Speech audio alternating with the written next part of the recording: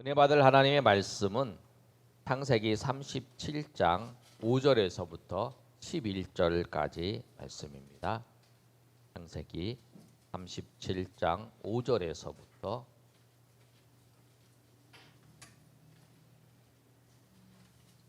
11절까지 말씀. 우리 한 절씩 우리 교독하겠습니다. 요셉이 꿈을 꾸고 자기 형들에게 말하매 그들이 그를 더욱 미워하였더라.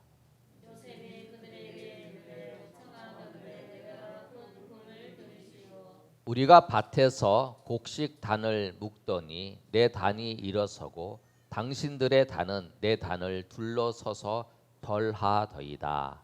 그의 형들이 그에게 이르되 내가 참으로 우리의 왕이 되겠느냐, 참으로 우리를 다스리게 되겠느냐고 그의 꿈과 그의 말로 말미암아 그를 더욱 미워하더니 요셉이 다시 꿈을 꾸고 그의 형들에게 말하여 이르되 내가 또 꿈을 꾼즉 해와 달과 11별이 내게 절하더이다 하니라.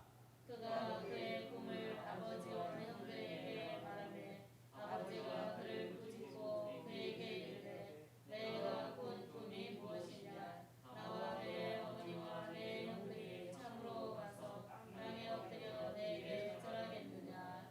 11절 다 같이 읽습니다. 그의 형들은 시기하되 그의 아버지는 그 말을 간직해 두었더라. 아멘. 오늘 말씀의 제목이 요셉의 꿈입니다. 우리가 성경에서 꿈에 대해서 좀 살펴봤어요. 하나님께서 꿈을 통해서도 하나님께서 하나님의 계획들을 보여주시고 또 그 꿈대로 이루어 나가셨어요. 그런데 성경이 기록되기 전에 그런 역사가 있었고 지금은 특별히 꿈을 통해서 하나님께서 보여주시고 이러는 것보다는 하나님께서 말씀을 통해서 우리 깨닫게 하시고 또 기도할 때에 하나님이 은혜 주시고 그렇게 하시는 것 같아요. 근데 오늘 보면서 제가 성경에서 꿈을 통해서 하나님께서 역사하셨던 것을 쭉 한번 정리를 해봤는데 아브라함 때에 특별히 아브라함에게는 하나님 꿈으로 나타나지 않으시고 아브라함이 사라를 그 블레셋의 그 땅으로 들어갔을 때에 자기 누이라고 속여요. 그랬을 때에 그 블레셋의 아비멜렉 왕이 이 사라를 아내를 취해서 이제 데리고 가는 거예요. 그랬을 때 하나님께서 그 아비멜렉 왕에게 꿈으로 나타나셔서 말씀을 하세요. 창세기 23장 3절에 하나님이 아비멜렉에게 현몽하셨고 그에게 이르시되 이 여인으로 말미암아 내가 죽으리라 이렇게 해서 너 죽는다 이 여인 때문에. 왜? 이 여인은 남편이 있는 여자다. 그래서 그가 이제 아비멜렉이 아브라함에게 사라를 돌려보내줘요. 그 사건이 아브라함 때 성경의 꿈을 통해서 하나님이 보여주시고 나타난 사건이에요. 야곱 때에는 여러분 우리가 잘 기억하고 있죠. 야곱이 이 형과의 다툼을 통해서 이 밧단 아람으로 도망을 가는데 베델에서 잠을 잘 때 꿈에 하나님께서 너를 지켜주실 거다라고 말씀하세요. 그리고 그 밧단 아람에서 그 라반과 그 생활을 할 때에 그 무슨 일이 있냐면 라반이 품삯을 주지 않아요. 그래서 품삯을 얻기 위해서 그 제안을 할 때에 하나님께서 꿈에 가르쳐 주세요. 뭐를 가르쳐 주시냐면 새끼를 뵐 때에 꿈에 양떼와 순양의 그 얼룩무늬 있는 것, 점 있는 것, 아롱진 것을 택하라. 이렇게 이제 꿈으로 보여주세요. 그래서 이제 그렇게 하는 거예요. 대부분 양을 보면 어떤 거냐면 하얗던지 뭐 검정던 대부분 하얗잖아요. 그런데 그 꿈을 꾸고 난 다음에 그렇게 해서 많은 것들을 얻어요. 그러고 난 다음에 이제 라반 통해서 도망을 와요. 이제 도망을 해서 이제 다 소유를 들고 도망을 쳐서 이제 그 가나안 땅으로 돌아오는 길인데 라반이 쫓아오는 거예요. 라반이 쫓아와서 이 야곱을 죽이려고 하는 거죠. 그랬을 때 하나님께서 또 라반에게 꿈으로 나타나셔서 선악간에 말하지 말라라고 말씀을 하는 점. 그러니까 하나님께서 그 아브라함 때의 아비멜렉에게 또 야곱 시대 때 야곱에게 또 라반에게 오늘 요셉 시대 때 요셉에 이제 오늘 말씀을 전할 거고요. 그런데 성경에 또 뭐라고 말씀하시냐면 민수기 때에 하나님께서 그 모세에게 말씀하시면서 뭐라고 말씀하냐면 내가 꿈으로도 환상으로도 그렇게 말을 하기도 했다라고 말씀하세요. 그런데 그 다음에 신명기에는 뭐라고 말씀하시냐면 신명기 13장 5절에 보면 이렇게 기록되어 있어요. 그런 선지자나 꿈꾸는 자는 죽이라. 이는 그가 너희를 애굽 땅에서 인도하여 내시며 종되었던 집에서 속량하신 너희 하나님 여호와를 배반하게 하려 하며 너희 하나님 여호와께서 내게 행하라 명령하신 너희 도에서 너를 꿰어내라고 말하였습니다. 꿈꾸는 자들이 어떤 일을 했냐면 그 꿈을 통해서 하나님으로부터 멀어지고 하나님의 말씀을 지키지 않도록 하는 자들이 있을 때에 그 꿈꾸는 자를 죽여라 이렇게 말씀. 그리고 사사 시대 때에는 기드온이 그 미디안 사람과 전쟁을 할 때에 전략을 세울 때 친구가 꿈을 꾸는데 그 꿈을 이용해서 전략을 세워서 이 기드온이 승리를 하는 사건이 있어요. 여러분 솔로몬 시대 때에는 솔로몬이 꿈에 하나님이 나타나셔서 솔로몬이 지혜를 구하니까 솔로몬에게 돈도 주고 명예도 주고 지혜도 주고 다 주겠다라고 말씀하세요. 왕에게 나타난 거죠. 그 다음에 이제 다니엘 시대 때 느부갓네살 왕이 꿈을 꿨는데 다니엘이 그 꿈을 알고 꿈을 해석을 해주는 장면. 벨사살 왕에서 꿈을 꾸고 그 다음에 성경에 마지막으로 꿈에 대해서 얘기할 때는 요셉 마리아가 잉태했을 때 요셉이 마리아를 이혼해서 보내려고 그랬을 때에 그 꿈에 마리아를 데리고 와라. 성령으로 잉태된 자다. 이렇게 말씀해서 마리아를 데려오죠. 또 헤롯이 요셉의 아들 마리아의 아들이죠. 이 예수님을 죽이려고 할 때에 그 요셉의 꿈에 피하라고 말해요.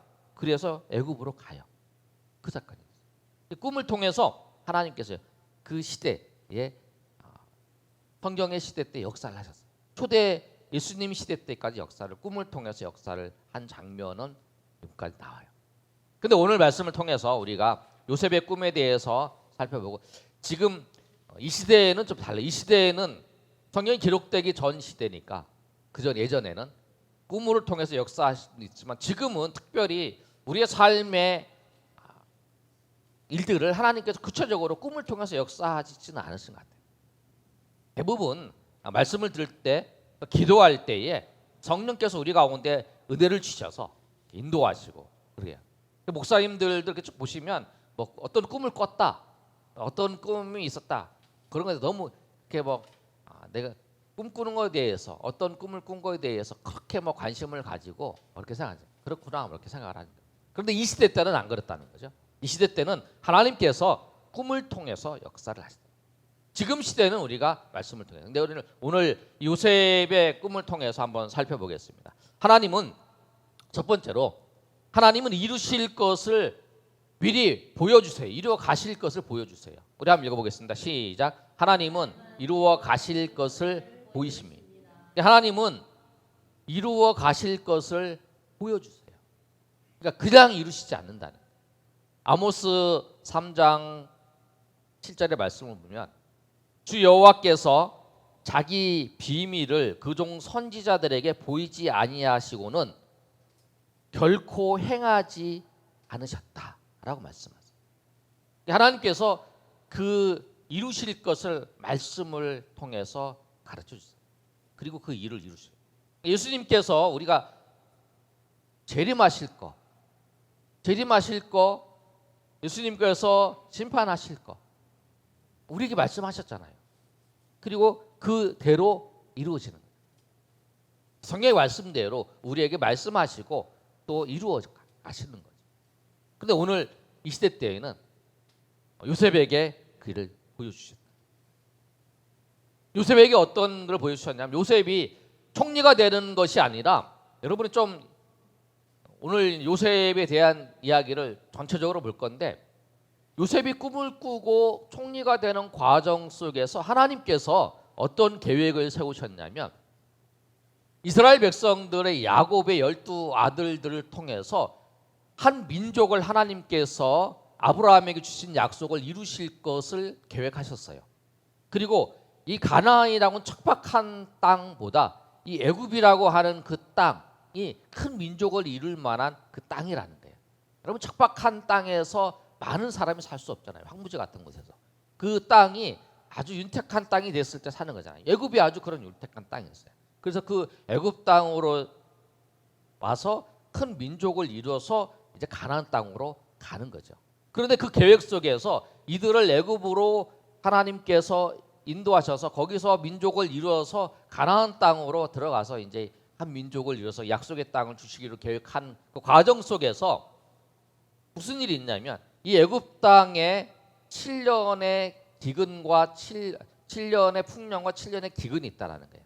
근데 그 사건이 이제 하나님께서 누구를 통해서 이 바로 왕을 통해서 그 일들을 이루실 것을 보여주시고 그 꿈을 해석하는 자로 누구를 요셉을 하나님께서 그 바로에게 붙여주셔서 그 요셉이 총리가 되어서 그 야곱의 모든 식구들이 거기에 와서 민족을 이루는 기반을 마련하고 또 이 애굽의 땅에 있는 그 사람들을 요셉의 그 풍년과 흉년의 그 사건과 그 계획을 통해서 그들이 다 굶어 죽지 않고 그들을 다 살리려고 하는 하나님의 계획이 있었다는 거예요. 그 계획을 이루시는 거 그걸 누구를 통해서 이 요셉이라는 사람을 통해서 그 하나님의 계획 그 계획을 이루어가는 거예요. 그 시작이 뭐냐면 요셉에게 꿈을 꾼 거예요. 그 요셉이 꿈을 한번 살펴보면 오늘 요셉이 꿈을 2번 꿔요. 근데 꿈을 요셉이 2번 꾸고 나중에 보면 여러분이 바로의 그 신하 2사람이 꿈을 꿔요. 2사람인데 한 사람은 떡 맡은 관원장, 한 사람은 술 맡은 관원장. 그리고 바로도 꿈을 2번 꿔요. 2번이 연결되어 있죠. 왜냐하면 한 사람이 한 번 꿈을 꾸면 그럴 수 있지. 그런데 또 비슷한 또 꿈을 꾸면 이거는 확실하다 이런 생각을 할 수 있잖아요. 아마 그런 계획 속에서 하나 이제 바로도 꿈을 한 번 꿨을 때는 별로 그랬을 때 한 번 더 꿨을 때는 좀 더 심각하게 생각을 했겠죠. 그래서 이제 그 꿈에 대해서 계속 해달라고 한 거죠. 요셉이 꿈을 꾸기 전에 어떤 사건이 있었냐면 그림 한번 보여주세요. 요셉이 야곱의 12아들 중에서 11번째 아들이에요. 그리고 요셉은 어머니 야곱은 아내가 4명이에요. 레아, 그 다음에 라헬, 실바, 빌하 이렇게 4명이에요. 여러분 그 사건은 나중에 이제 여러분 성경을 보시면 아는데 레아와 라헬은 자매고 또 실바는 레아의 종이었고 라헬의 종이 빌하였어요. 아무튼 그래서 레아가 루벤, 시몬, 그 다음에 레위, 유다 이렇게 자녀를 낳고 그 다음에 이제 빌하가 단과 납달리를 낳았어요. 그 다음에 실바가 갓과 아셀을 낳고 또 레아가 이사갈과 스불론을 낳았어요. 그리고 나중에 이제 라헬이 요셉과 베냐민을 낳았어요. 순서가 이렇게 되는 거죠. 4명, 6명, 7, 8, 9, 10, 11, 12번째. 그래서 요셉과 베냐민이 11번째, 12번째. 그러니까 한 집에 배다른 형제들이 있는 거죠. 그리고 제일 마지막에 막내와 그 위에 있어요. 그런데 라헬이라는 엄마가 죽었어요. 누구를? 베냐민을 낳다가.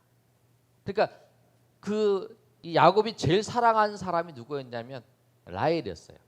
근데 그 사랑하는 아내가 베냐민을 낳다가 죽었는데 그 아들이 있는데 엄마가 죽었던 거잖아요. 그러니까 이 치근한 마음이 들잖아요.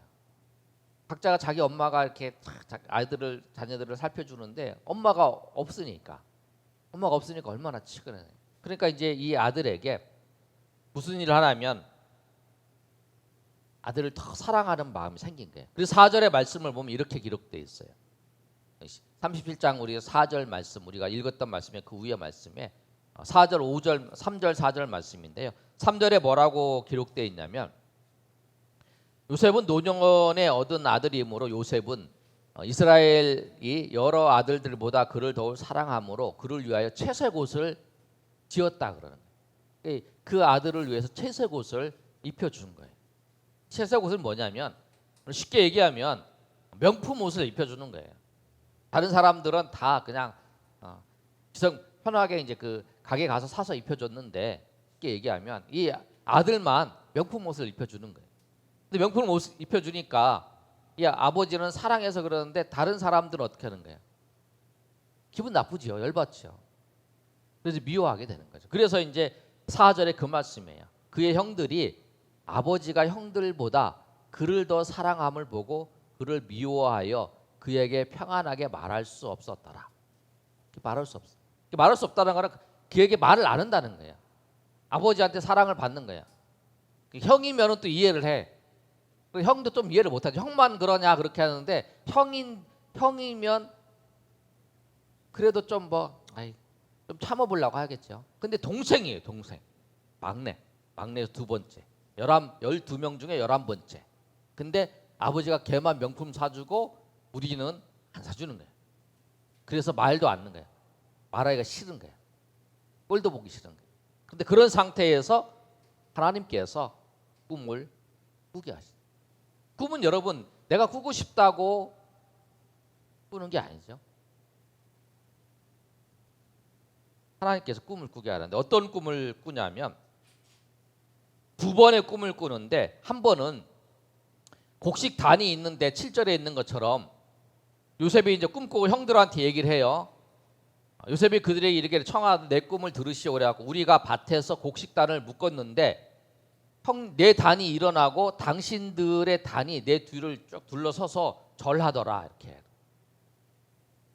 밭이 있는데 단을 묶었는데 내 단이 서고 단들이 둘러서서 절합니다 라고 얘기하는 거예요. 그랬더니 그의 형들이 뭐냐면 8절에 있는 것처럼 한번 읽어볼까요? 우리 8절 시작. 그들의 형들이 그들에게 이르되 내가 참으로 우리의 왕이 되겠느냐 참으로 우리를 다스리겠냐 하고 그의 꿈과 그의 말로 말미암아 그를 더욱 미워하더니. 근데 여러분 우리 잘 보시면 이상한 점을 발견할 수 있어요. 형들이 꿈 얘기를 하자마자 꿈을 해석을 해요. 자동적으로 해석을 해요. 근데 우리 생각해 보세요. 우리 꿈꿔요. 꿈꾸면 뭐 그게 꿈이지. 그게 뭐 미래에 이루어질 것을 그대로 이루어질 거라고 여러분 생각을 하세요? 여러분 안 하잖아요. 근데 당시의 사람들은 당시에는 그렇다는 거예요. 그들 문화 속에서 다 그렇게 생각을 했던 것 같아요. 꿈을 통해서 우리의 미래를 하나님께서 가르쳐 주시고 하나님께서 인도한다고 생각을 한 거죠. 그래서 꿈을 꾸자마자 그 해석이 바로 되는 거죠. 우리는 누가 해석을 해도 그래 꿈꾸면 내가 만약에 그런 꿈을 꿨어요. 그러면 좋은 일이 있는가? 좋은 일이 있겠지. 그런가? 좋은 일이 있을 수도 있고 없을 수도 있겠지. 그냥 기분 좋네. 그래도 내가 저러는 것보다 다른 사람이 날 저러는 거 보니까 좋겠네. 이 정도 끝나잖아요. 근데 이 당시에는 그렇다는 거예요. 그래서 자동적으로 꿈을 해석하는 거예요. 두 번째 요셉이 꿈을 또 한 번 꿨어요. 이번에 뭐냐면 11별과 해와 달이 자기한테 절하는 꿈을.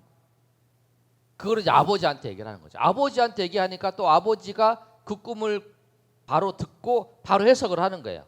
10절에 보면 9절에 요셉이 다시 꿈을 꾸고 그의 형들에게 말하되 이르되 내가 또 꿈을 꾼즉 해와 달과 11별이 내게 절하더이다. 그가 그의 꿈을 아버지와 형들에게 말하매 아버지가 그를 꾸짖고 그에게 이르되 내 꿈이 무엇이냐? 나와 내 어머니와 내 형들이 참으로 가서 땅에 엎드려 내게 절하겠느냐? 해석을 하는 거죠. 그 꿈의 해석을 바로 하는 거예요. 이 야곱은 자기가 꿈을 통해서 하나님께서 인도하시는 것을 경험했던 사람이죠. 아마 그래서 꿈을 해석할 수 있었던 것 같죠. 그런데 여러분, 우리가 여기서 좀 생각해 볼 건 뭐냐면, 요셉이 꿈을 해석할 수 있었을까? 이 당시에. 여러분 한번 생각을 해보세요. 내가 어떤 사람한테 내가 이제 이 좋은 얘기를 했어요. 이런 얘기를 했어. 내가 이 얘기를 했더니 저 사람이 나를 더 미워해. 그러면 그 얘기를 또 할 수 있어요? 내가 이 사람한테 이렇게 얘기했는데 엄청 내가 꿈꾼 얘기를 했어요. 이 사람한테. 그랬더니 꿈꾼 얘기를 했더니 그것이 저 사람이 나를 미워해. 그 일 때문에. 그런데 이 꿈이 또 그런 얘기다라는 것을 내가 확실히 알았으면 내가 그 사람한테 또 그런 얘기를 할까요? 또 꾸중 듣던지 아니면 또 저 사람이 나를 미워할 텐데. 대부분 사람은 느끼잖아요. 저 사람한테 내가 얘기를 했을 때 저 사람이 그 별로 싫어하고 이러는 거 보면 그 얘기를 다음에 안 하려고 그러잖아요. 요셉은 성경에 기록되어 있지 않지만 당시에 꿈에 대한 해석이 안 했을 거라. 못 했을 거라. 그러니까 아버지한테 가서 또 형제들한테 가서 그 얘기를 또 한 거죠. 내가 이런 또 꿈을 또 꿨다라고 얘기를 했겠죠. 그러니까 그것 때문에 더 미워하게 되는 거죠. 그랬을 가능성이 많다. 그런데 꿈을 해석하든지 안 하든지 그 상관없이 하나님께서는 요셉이라고 하는 한 사람을 선택하셔서 하나님께서 그 하나님의 원대한 계획을 이루실 것을 누구를 한 사람을 요셉이라는 사람을 사용하셨다는 거예요. 그 큰 계획 안에서 작은 부분을 맡아서 쓰임받게 하나님께서 사용하셨다는 거예요. 하나님께서는 하나님의 뜻을 이루어 가실 때 그 계획을 보여주시고 인도해 주시고, 그리고 그 계획 속에 쓰임받는 사람을 하나님께서 선택하세요. 그리고 그 사람을 통해서 하나님은 그 뜻을 이루어 가세요. 요셉의 꿈은 그 요셉의 꿈으로 끝나는 게 아니라 그 나중에 바로의 꿈과 연결되어서 그 바로를 통해서 그 이스라엘 백성들이 다 가나안에서 애굽으로 오고 또 그 요셉을 통해서 그 애굽의 그 제국에 있는 사람들이 다 충전해서 그 굶주림에서 벗어날 것을 하나님이 계획하시고 준비하는 그 과정 속에서 요셉의 꿈꾸게 하시고 또 그 요셉의 이 꿈을 통해서 요셉을 이 애굽 땅으로 인도하시기 위한 하나님의 큰 계획 안에서 이루어진 사건이라는 거예요. 그런데 여러분, 하나님께서 하나님의 계획들을 이루어 가시는데 꿈을 주시고 그 이루어가는 과정이 순탄할까요? 하나님의 뜻을 이루어가는 과정이 순탄했을까? 안 그렇다는 거예요. 하나님께서 하나님의 뜻을 보여주세요. 그리고 우리로 하여금 그 이루어가게 하세요. 현재 우리에게는 그렇지, 하나님께서 어떤 마음을 주세요. 말씀을 들을 때, 기도할 때에, 찬양할 때에 하나님께서 우리 가운데 마음을 주세요. 그리고 그 마음을 통해서 주님께서 우리의 일들 가운데 그 계획 안에서 우리가 잘 알든 모르든지 간에 그 계획들을 이루어 나가세요. 그런데 그 이루어갈 때에 그 계획 이루어가는 과정이 순탄했을까? 그렇지 않다라는 거예요. 두 번째, 한번 읽어보겠습니다. 시작. 하나님이 계획을 이루는 과정은 순탄하지 않습니다. 하나님께서 그 계획을 이뤄가는 과정 속에서 하나님이 순탄하시지 않은 게 아니라 우리가 보기에 쉽게 이루어지지 않는다는 거예요. 우리가 보기에 쉽게 편하게 이루어졌으면 될 것 같은데 그렇지 않다라는 거예요. 요셉의 꿈 때문에 정말 파란만장한 삶을 삽니다. 채색 옷을 입었던 그 옷이 벗겨져서 노예로 팔려가게 돼요. 31장 28절의 말씀을 보면 형들이 나중에 보면 형들이 요셉을 그 형을 찾아왔을 때 요셉을 그 옷을 벗겨서 팔아버려요. 미디안 상인한테 팔아버려요. 그 사건이 있어요. 그리고 요셉이 또 그 팔았을 때에 미디안 상인들이 또 누구한테 파냐면 애굽 땅에 가서, 그들이 애굽 땅으로 가거든요. 애굽 땅에 가서 보디발이라고 하는 그 바로의 장관한테, 친위대장한테 팔아버려요. 그러니까 얼마나 이 꿈을 꾸고 난 다음에 그 꿈을 이야기하고 더 미움을 받아서 이제 그 팔려가게 된 거예요.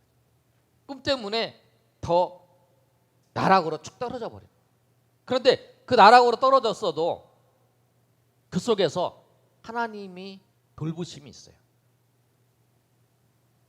절망하면서 나는 내 인생이 왜 그래? 나는 형들도 나를 팔았어. 얼마나 큰 상처가 되겠어요. 아니 형제가 아무리 그래도 같은 아버지인데 같은 아버지에 있는 형제들이 나를 팔았어. 그 노예로 팔았어. 막 그렇게 하겠잖아요.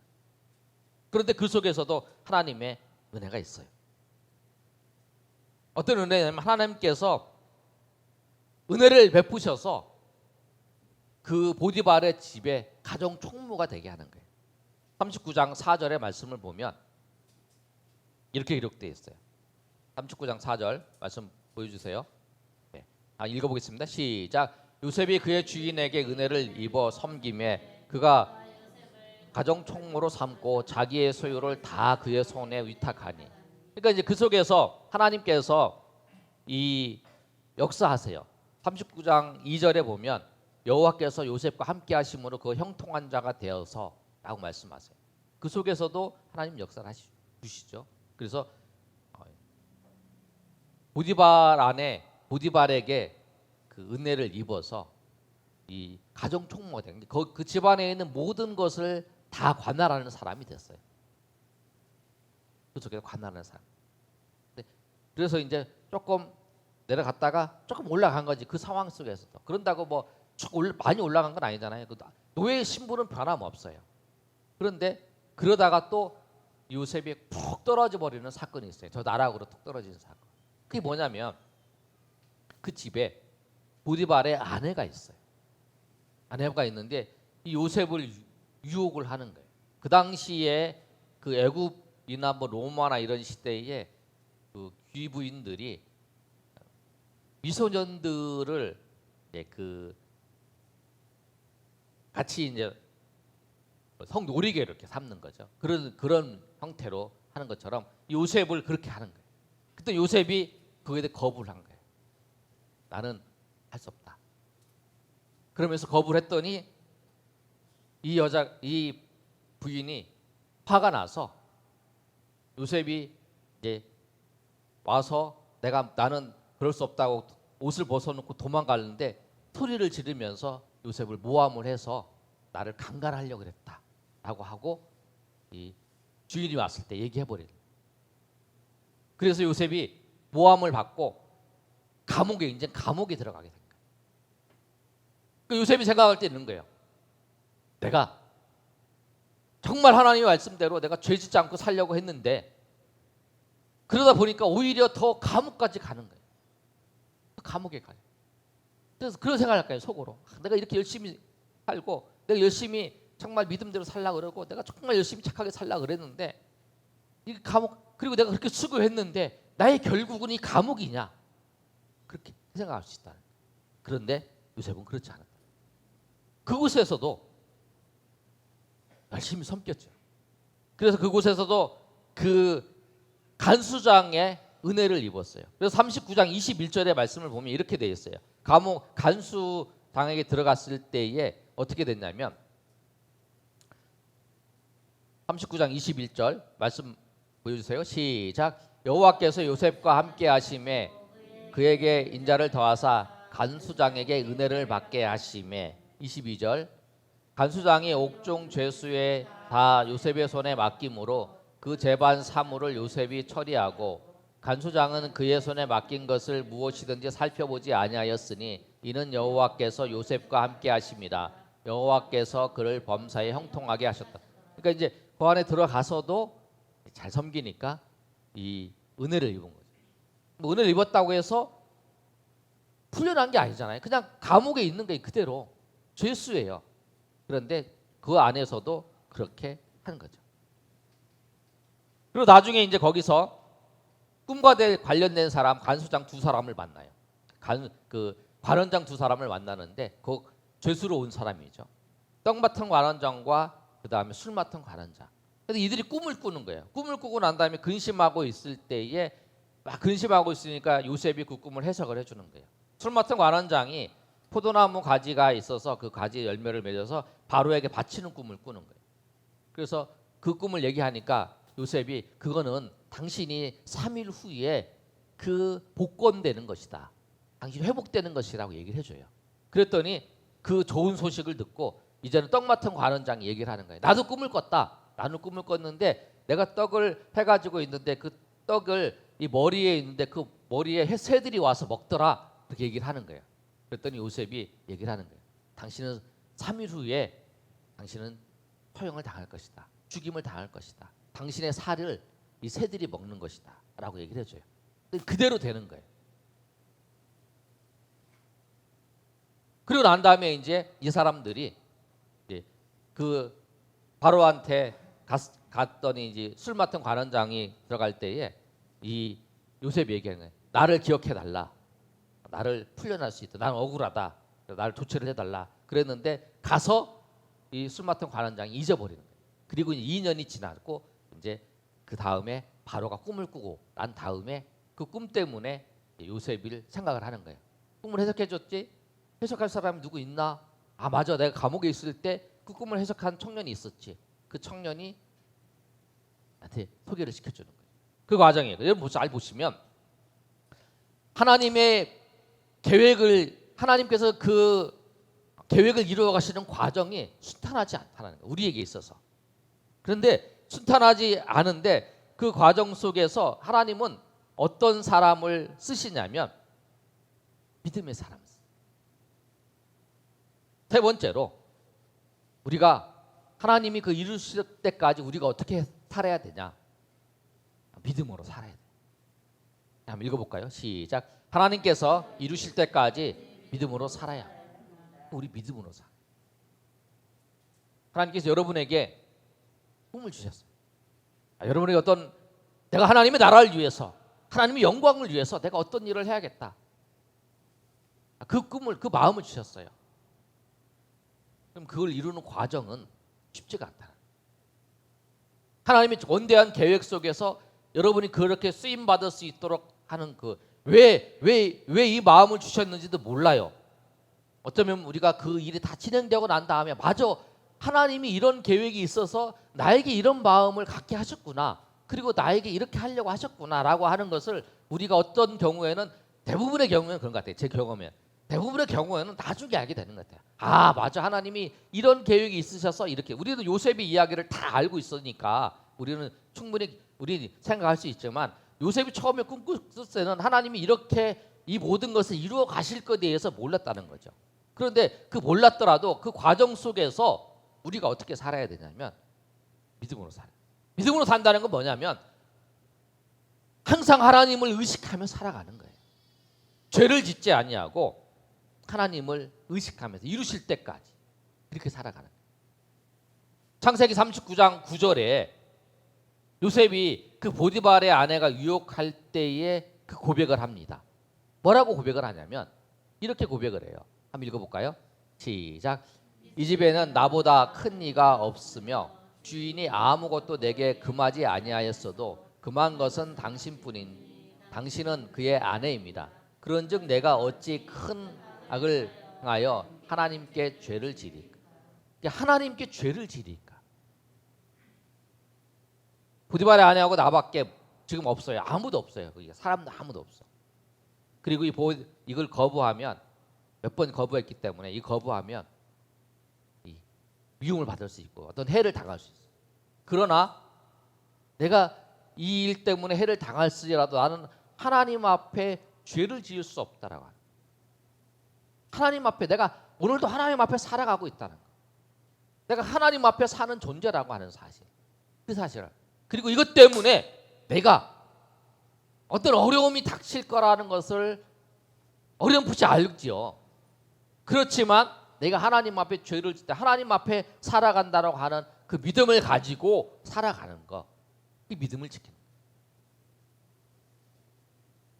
그리고 또 하나 믿음을 지키는 건 뭐냐면 요셉의 모습을 보면서 자기가 감옥에 갔잖아요. 저기 보디발의 집에 갔잖아요. 종으로 팔렸잖아요. 신세를 한탄하면서 막 형이 왜 그래? 또 그 보디발의 집에서 열심히 섬겼는데 그 아내가 그 부인이 자기를 모함해서 저 감옥으로 집어넣어 버렸잖아요. 지금의 인생을 보면 내가 특별히 뭐 잘못한 것도 없어요. 그런데 내가 열심히 섬겼어요. 이 보디발의 집에도 섬겼는데 저 지금 신세만은 감옥에 가 있는 거예요. 그것도 뭐냐면 강간미수죄로 정말 비참한 정말 치욕적인 죄로 지금 갇혀 있는 거죠. 그러면 안 죽은 게 다행이죠.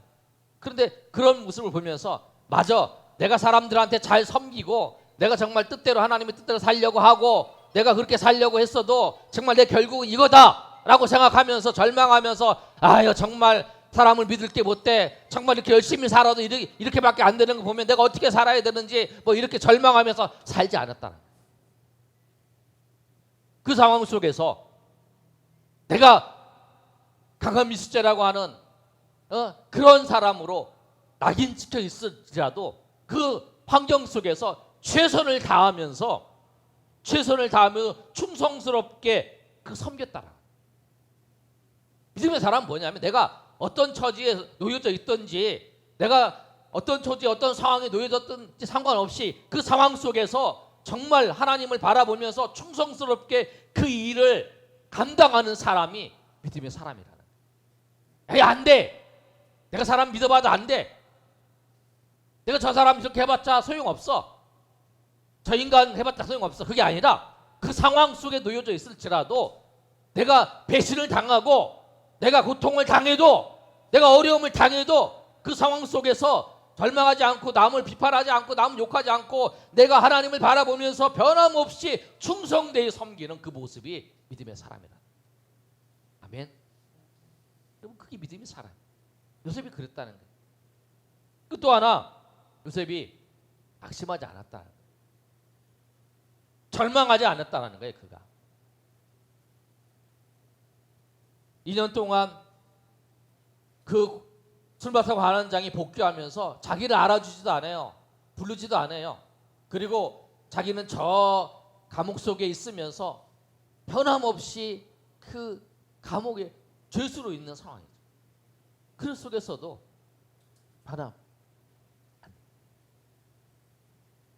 하나님의 약속을 붙잡고 하나님의 약속을 생각하면서 그가 잊었던 상관없이 그가 나를 잊었어도 하나님은 기억하시잖아요. 그러니까 우리가 낙심하지 않은 이거는 말 하나님이 우리를 기억하시고 우리를 보시는 거예요. 그 속에서도 하나님의 은혜가 있잖아요. 그럼 은혜가 있다는 것은 뭐냐면 하나님께서 내 삶을 지켜주시고 인도하고 계신다고 하는 거예요. 여러분 우리의 삶을 살펴보면 내가 절망 가운데 있고 내가 힘든 상황 가운데 있어도 하나님의 은혜가 있잖아요. 하나님의 은혜가 있잖아요. 하나님의 은혜.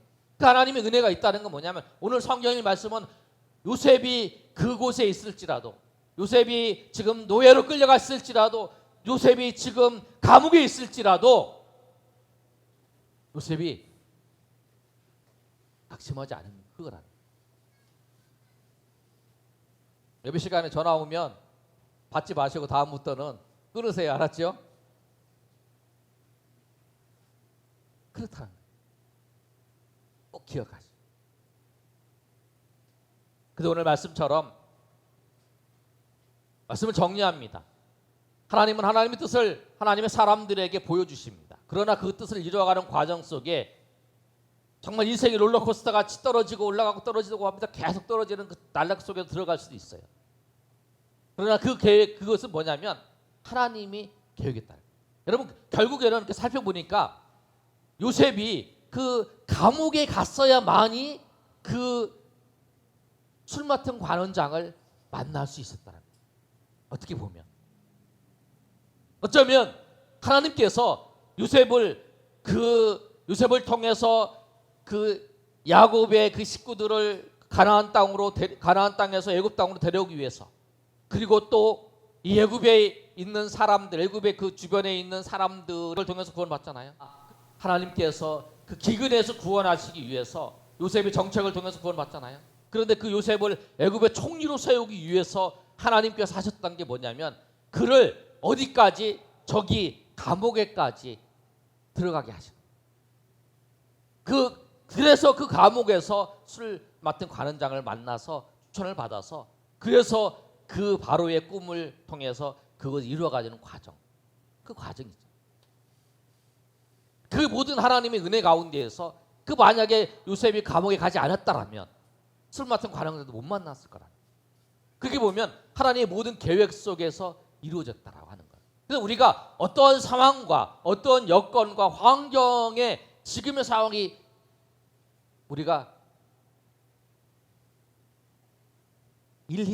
일비하지 말아야 된다는 거예요. 하나님을 바라보고 하나님을 의지하는 사람이에요. 믿음의 사람이다. 그래서 오늘 그 상황 속에서도 변함없이 우리가 하나님을 바라보면서 충성되이 하나님의 약속을 붙잡고 날마다 나아가시는 저 여러분이 되시기를 예수님의 이름으로 축원합니다. 아멘.